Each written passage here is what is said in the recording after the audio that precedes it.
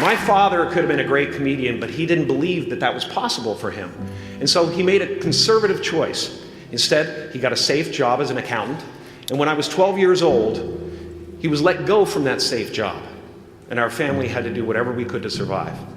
I learned many great lessons from my father, not the least of which was that you can fail at what you don't want. So you might as well take a chance on doing what you love. It's not the only thing he taught me, though.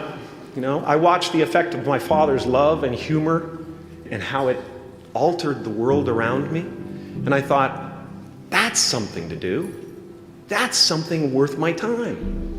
It wasn't long before I started acting up. You know, people would come over to the house and they'd be greeted by a 7-year-old throwing himself down a large flight of stairs. They would say, "What happened?" And I would say, "I don't know. Let's check the replay." I'd go back to the top of the stairs and come back down in slow motion.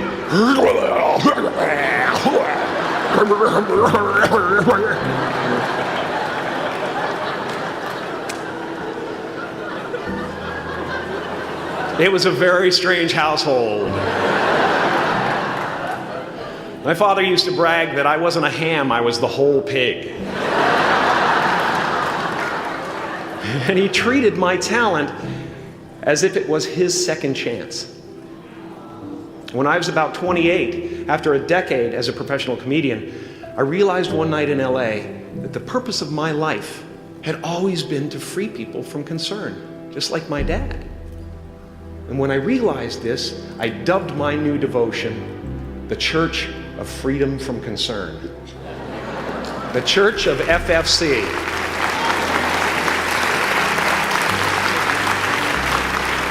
And I dedicated myself to that ministry. What's yours? How will you serve the world? What do they need that your talent can provide? That's all you have to figure out. As someone who's done what you're about to go and do, I can tell you from experience, the effect you have on others is the most valuable currency there is. Because everything you gain in life will rot and fall apart, and all that will be left of you is what was in your heart. My choosing to free people from concern got me to the top of a mountain. Look where I am. Look what I get to do. Everywhere I go. I'm going to get emotional because when I tap into this, it really is extraordinary to me. I did something that made people present their best selves to me wherever I go. I've often said that I wished people could realize all their dreams and wealth and fame, and so that they could see that it's not where you're going to find your sense of completion. Like many of you, I was concerned about going out into the world and doing something bigger than myself, until someone smarter than myself made me realize that there is nothing bigger than myself. Because life doesn't happen to you, it happens for you. How do I know this? I don't, but I'm making sound, and that's the important thing. That's what I'm here to do. Sometimes I think that's the only thing that's important, really, you know? It's just letting each other know we're here, reminding each other that we're part of a larger self. Your job is not to figure out how it's going to happen for you, but to open the door in your head, and when the door opens in real life, just walk through it. And don't worry if you miss your cue, because there's always doors opening. They keep opening. And when I say life doesn't happen to you, it happens for you, I really don't know if that's true. I'm just making a conscious choice to perceive challenges as something beneficial so that I can deal with them in the most productive way. You'll come up with your own style. That's part of the fun. Oh, and why not take a chance on faith as well? Not religion, but faith. Not hope, but faith. I don't believe in hope. Hope is a beggar. Hope walks through the fire and faith leaps over it.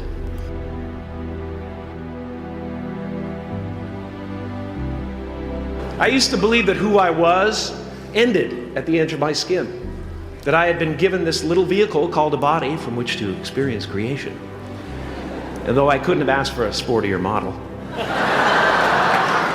it was, after all, a loaner and would have to be returned. Then I learned that everything outside the vehicle was part of me too. And now I drive a convertible.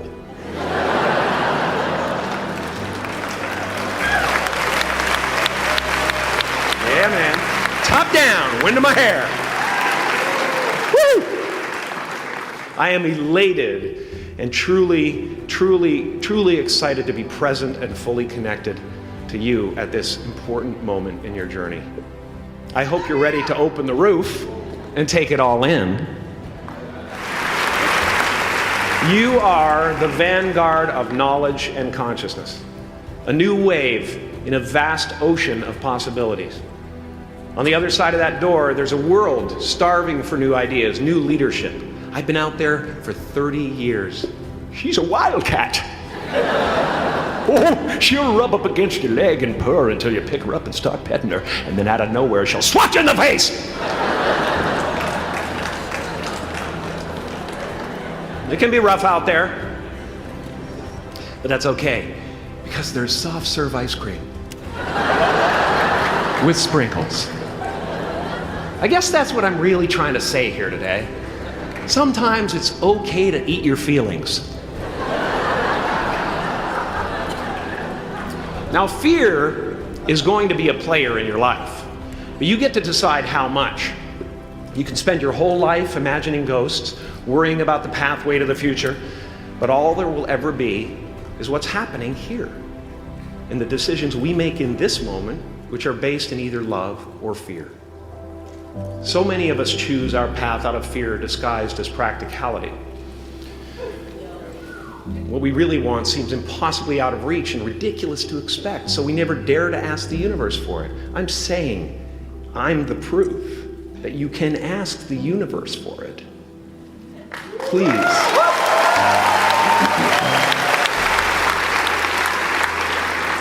I am at the top of the mountain, and I was, and the only one I hadn't freed was myself, and that's when my search for identity deepened. I wondered who I'd be without my fame.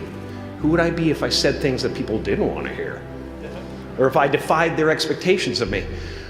And that peace that we're after lies somewhere beyond personality, beyond the perception of others, beyond invention and disguise, even beyond effort itself.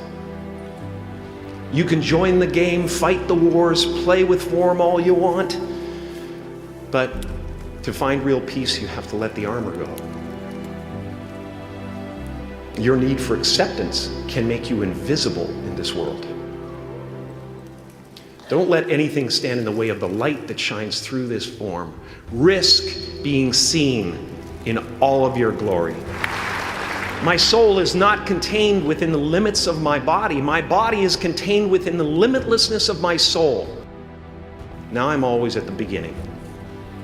I have a reset button, and I ride that button constantly. Once that button is functioning in your life, there's no story that the mind could create that will be as compelling. The imagination is always manufacturing scenarios, both good and bad, and the ego tries to keep you trapped in the multiplex of the mind.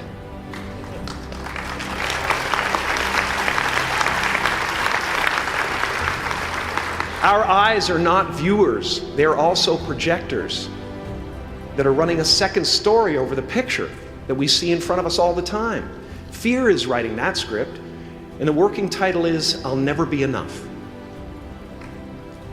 I had a substitute teacher from Ireland in the 2nd grade that told my class during morning prayer that when she wants something, anything at all, she prays for it and promises something in return, and she always gets what she wants.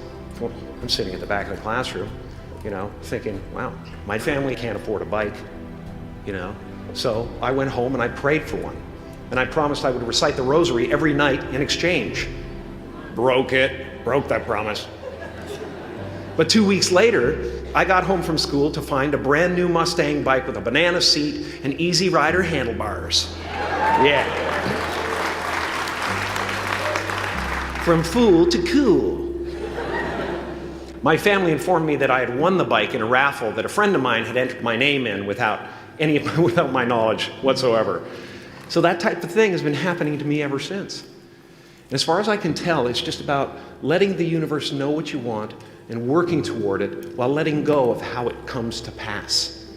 No matter what you gain, ego will not let you rest. It will tell you that you cannot stop until you've left an indelible mark on the earth, until you've achieved immortality. How tricky is this ego that it would tempt us with the promise of something we already possess? Relax and dream up a good life.